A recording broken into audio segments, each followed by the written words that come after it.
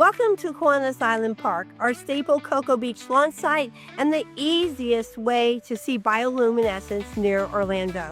Located 20 minutes from Cape Canaveral and right off State Road 520, Kiwanis Island Park is the ideal location for visitors who are headed out to a cruise or looking for an adventure before they leave town.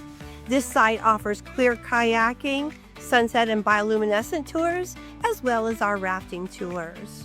Our lagoon is teeming with marine life, from the jumping fish to the occasional dolphin or manatee sighting. And at night, the water glows with our Florida bioluminescence.